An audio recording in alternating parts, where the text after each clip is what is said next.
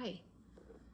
Yesterday, I talked about the season of nine, the energy of the nine, and how everyone in my life seems to be really feeling this ending of a cycle.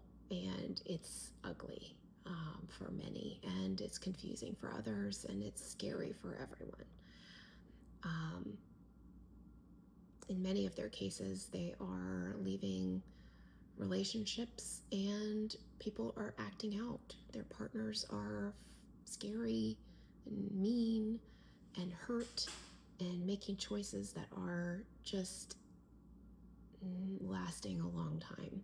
They're really giving people reason to fear staying in one place. And I think in some ways we should all be a little bit afraid to stay in a place that isn't aligned. And it got me kind of thinking, what are the stories we tell ourselves to make it seem like we deserve to be there? That we will be safer with what we know than what we don't know. And I wanted to tell you a story today about a group of women that changed my life, and they don't even know it. At the time, I was running a very busy photography business with 2 employees. I worked a good 12 hours a day, and I was raising 3 and 5-year-old girls.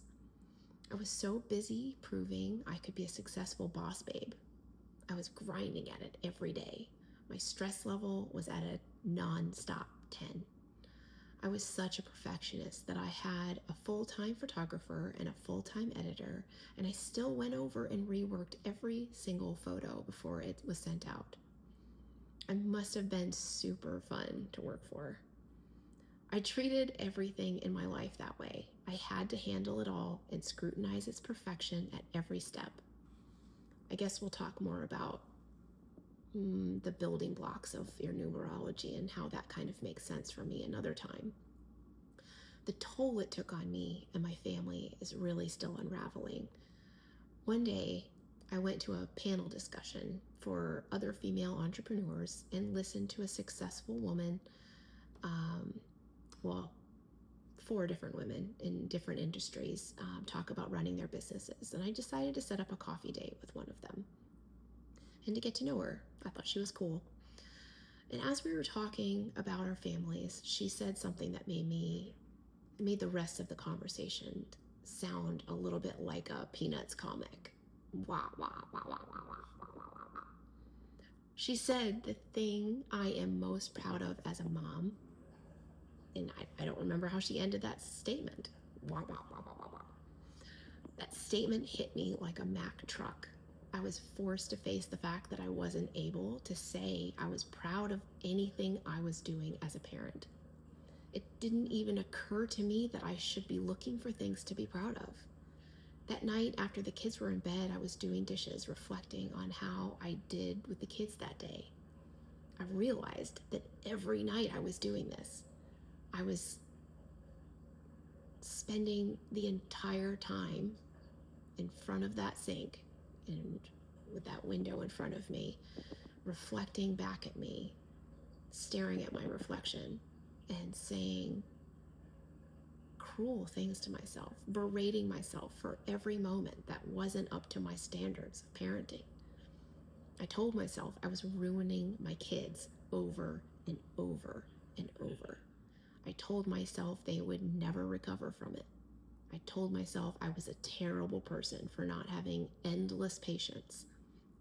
And meanwhile, I was spending hours every night bathing them, reading with them, laying with them so they wouldn't feel the terror at nighttime that I felt when I was a kid and couldn't sleep. Did I have endless patience? Certainly not.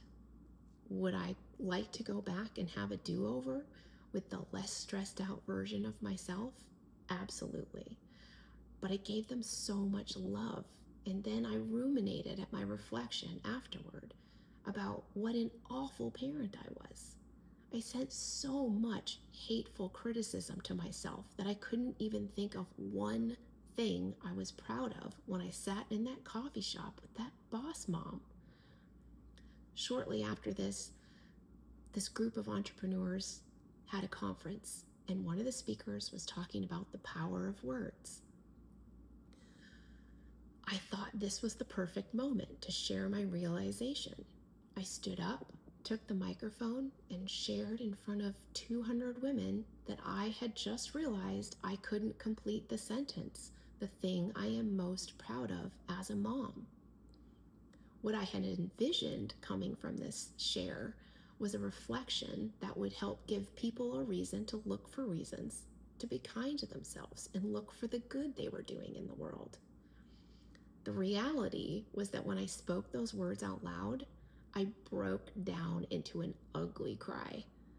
The lesson I learned from this is, one, that you must recognize what you were saying to yourself.